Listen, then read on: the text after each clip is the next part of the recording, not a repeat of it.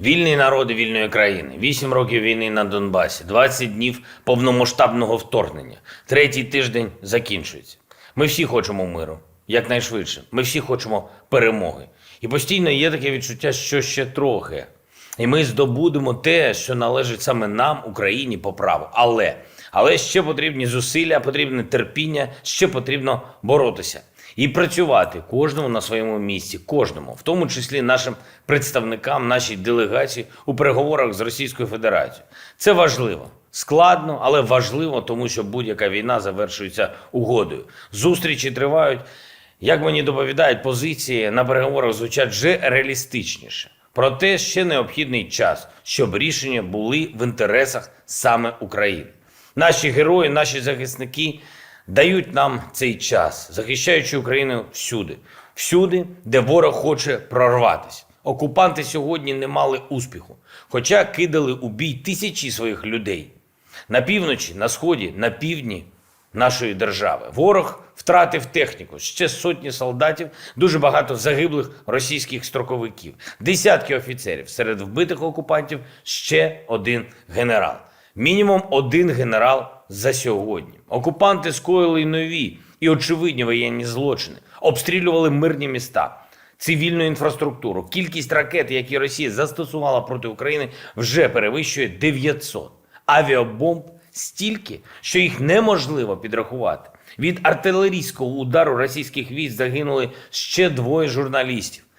Українка Олександра Кувшинова та представник американської Fox News П'єр Загржевський. Ще один журналіст важко поранений. Обстріл стався у Київській області. І це ще одна вагома причина, щоб посилювати західні санкції проти Російської Федерації. Посилювати, поки Російська держава не припинить цю війну.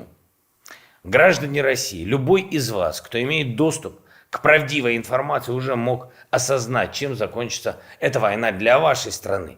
Позором, бедностью, многолетней изоляцией, очень жестокой репрессивной системой, которая будет относиться к гражданам России точно так же бесчеловечно, как к украинцам относились вы, оккупанты. От ваших действий зависит, что будет дальше. Хочу сказать прямо всем чиновникам Российской Федерации, всем, кто имеет отношение к действующей власти. Если вы останетесь на должностях, если вы не выступите против войны, международное сообщество лишит вас всего. Всего, что вы заработали за долгие годы. Этим уже занимаются.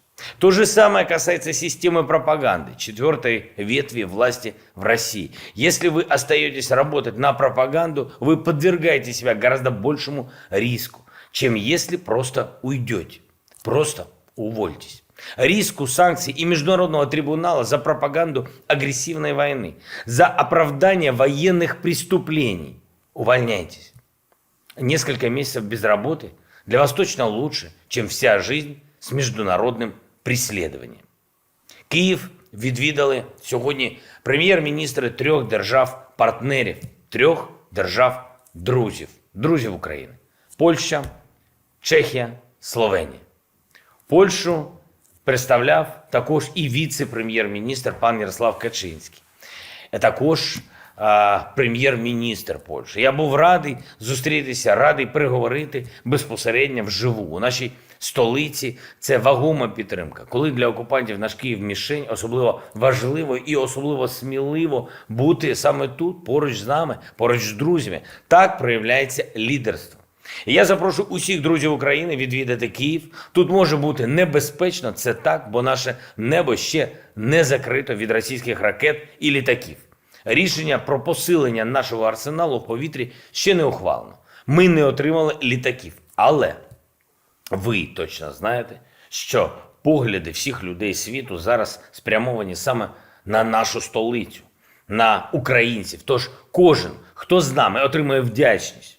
Не тільки нашу, але й інших народів світу. Кожен, хто з нами, має шанс стати справжнім героєм.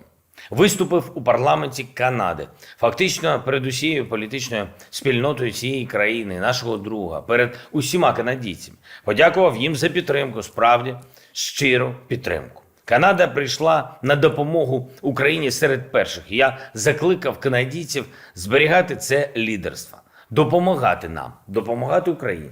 Але не словом, а ділом, зброєю, новими санкціями проти Російської Федерації, а також активною моральною позицією по відношенню до усього міжнародного бізнесу, який ще залишається в Росії, який не уходить, хоча повністю розуміє, що спонсорує війну, спонсорує терор.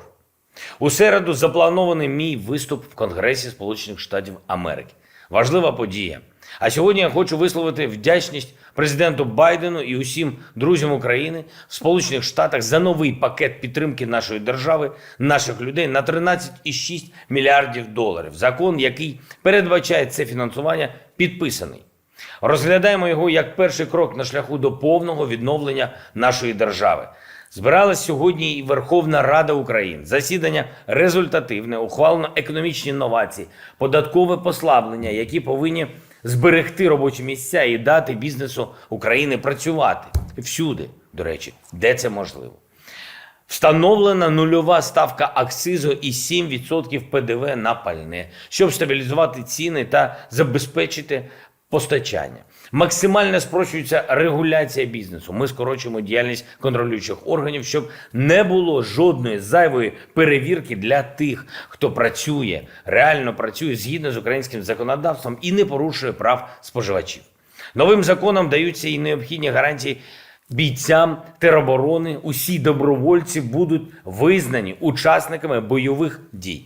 Прийнято технічне рішення про продовження воєнного стану. Це потрібно, щоб ефективно обороняти нашу державу. Також врегульовані усі нюанси діяльності поліції в умовах воєнного стану. Очікуємо ухвалені закони на підпис.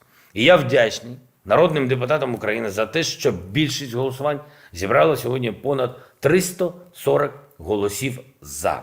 Це демонструє політичну єдність України. Нарешті. Коли всі партії та групи працюють разом у законно обраному парламенті. Руйнується один з головних міфів окупантів про те, що нібито українська влада не представляє волі українського народу. Ще й як представляє. А усім колаборантам, які вирішили попрацювати трішки на окупантів, треба вже представляти, де ж у Ростові вони ховатимуться від покарання. Сподіваюся, що у середу відбудеться довгоочікуваний порятунок людей з міста Ізюм Харківської області. Гуманітарний коридор погоджений. За минулу добу вдалося врятувати 28 893 українці із районів бойових дій в Сумській, Харківській, Донецькій областях. З них 20 тисяч змогли виїхати з Маріуполя.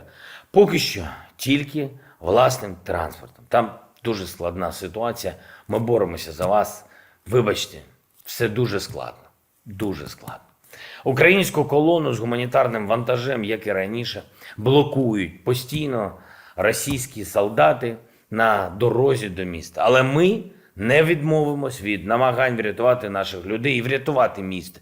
І я вдячний кожному нашому захиснику, кожному захиснику Маріуполя, Харкова, Сум, Чернігова, Житомира, Миколаєва та усіх інших міст, які хоче захопити це зло. Вдячний усім, хто тримається і бореться за життя. Ваш опір, ваша стійкість, ваша хоробрість дозволяють Україні вижити і зберегти наш народ і нашу землю.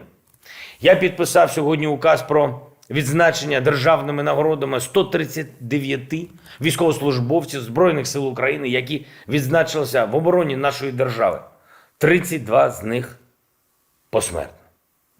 Також підписав указ про присвоєння звання Герой України з удостоєнням ордена «Золота зірка» полковнику Гудзю Валерію Федоровичу посмертно за героїчну оборону Попасної в Луганській області, полковнику Котенку Сергію Леонідовичу посмертно завдяки його мужнім діям та особистій рішучості було знищено кілька колон ворожої техніки, полковнику Мариняку Олександру Мирославовичу посмертно завдяки його рішучості під час оборони Київської області знищено велику кількість солдатів противника, скупчення паливозаправників та ворожої техніки.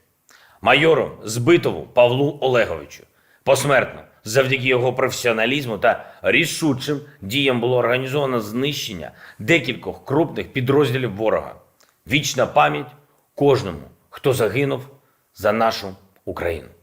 Про присвоєння звання Герой України з врученням ордена «Золота зірка» старшому лейтенанту Дозірчому Дмитру Леонідовичу.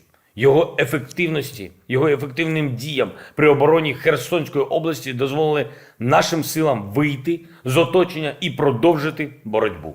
Старшому лейтенанту Сидунцю Володимиру Володимировичу. Завдяки його діям знищено дивізіон російських іскандерів. Слава вам всім! Слава усім нашим героям! Слава Україні!